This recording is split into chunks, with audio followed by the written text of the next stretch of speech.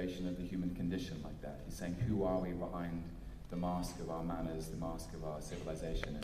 And so I had this very disturbing afternoon with a forensic pathologist watching a body dysfunction and how that registers in the human body, just related in a fascinating way to what I think Ballard was digging around in this material.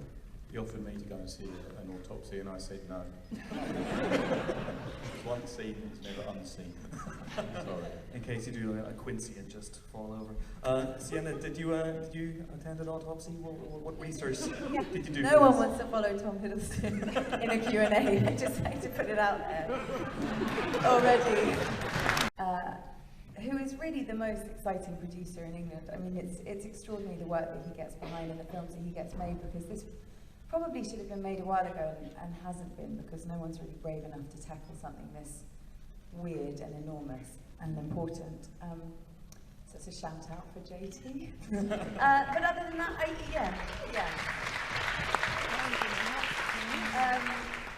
you know, I thought about what it would be like to be a really detached, selfish, mercurial woman, and I jumped right in. I'm really kidding. I'm hoping because it's England that you'll get it. You wouldn't call that in Toronto, would you? You wouldn't call that in America. Would you, Lizzie?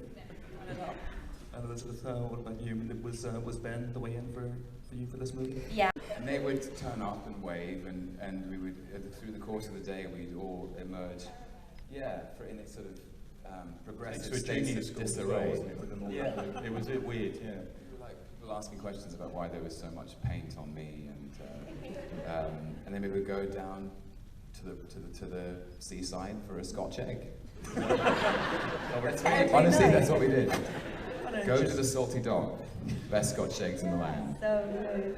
And then just check out a local autopsy as well. We have some questions that people have sent in via Twitter via the hashtag LFF questions. Here's one from @LittleMissia, probably not her real name. Off to London to see High Rise. Can you confirm no dogs were eaten or hurt in the making of this film? There's a strict rule about like not murdering stuff when you make a film. Also, no one smoked any real cigarettes, no drinking happened, no one died. All the actors that died in the film are still alive. So we didn't kill any dogs. Okay. It's quite an expensive puppet. Actually, it was one of the vagaries of the budget. It was that it wouldn't stretch to a full Afghan. So the scene where they cover it with a blanket, I'd love to say it was an artistic decision, but there just wasn't the rest of the dog there. That's Hollywood. Okay, here's one for the actors from @JColkhorst.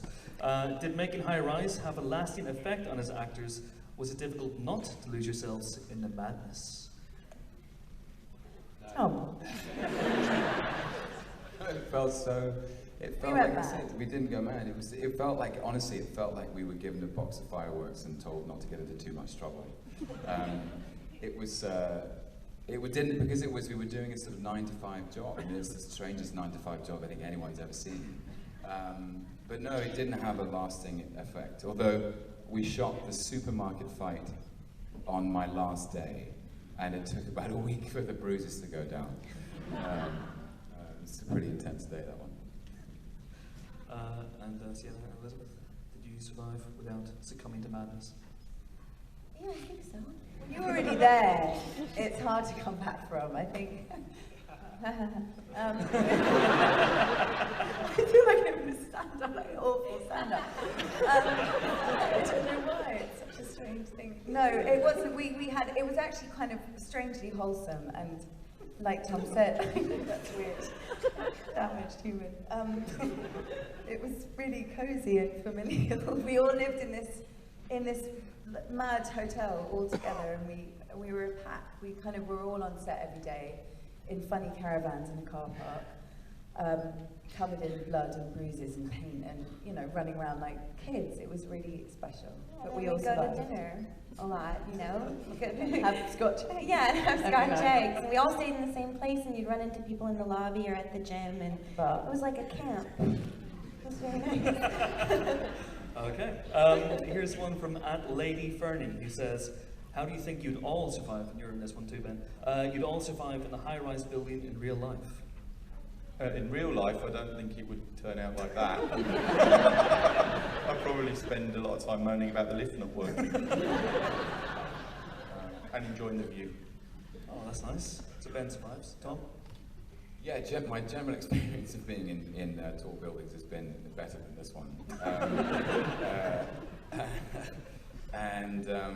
I don't try to paint the walls. I think if I moved in here, around the first morning, I'd think about moving out. It would be a wise move. Okay. Sienna, would you survive? How would you cope? Of course I would survive. I mean, I don't know. No, I mean, it's film. None of it's real, is it? No, I don't. Yeah, I think It's not a multiple choice. I don't. Would I survive in that scenario? Or? Yeah. No. No one would. No one did.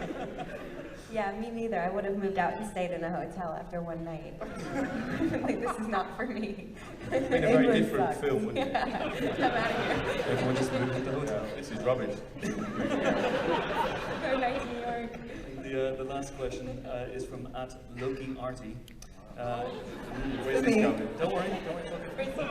What prompted you to pick Northern Ireland as the location to film? And what was the attraction of the Bangor Leisure Centre? Well, we were looking for a genuine 1970s building that had brutalist architecture and hadn't been either remodelled or knocked down.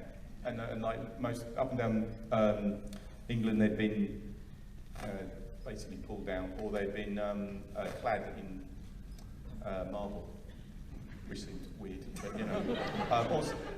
Or they're really active kind of buildings that would be impossible to shoot in. So in the end, we went to, after an exhaustive search, this is fascinating, this story, how I found Bangor Leisure Centre. And we went there, and the leisure centre was interesting because it had been closed down, but it was next to a police station, and it had never been refurbished since the 70s. And had never been vandalised. If it had been in London, it would have just been fucked after about 10 minutes. But because it was there next to a police station, it was exactly how it was. And so we went in there and went, oh my God, this is it. This is perfect. You know, and it was very important that it was a space that was a real 70s space that then we built inside of, rather than we left it completely up to our imagination. So the 70s was there in some way. You know, so some of the corridors are there, and some of the bits and bobs are there. The swimming pool's obviously real, and the squash courts and all that stuff. But the flats were then built inside, like the five-side football area. Fantastic. And Tom, that's blown the whole film for you, isn't it? Tom, I know you're not a performing monkey, but backstage you were doing a very good Northern Irish accent. Oh, Jesus. I just wanted you to treat the folks as a parting shot. I don't know. I'm some kind of strange parrot of a human being. I found we all had this amazing. I should just give a shout out to our Northern Irish crew, who were incredible. They really were. And I would turn up in the race and I say, you all right there? Good morning. How are you?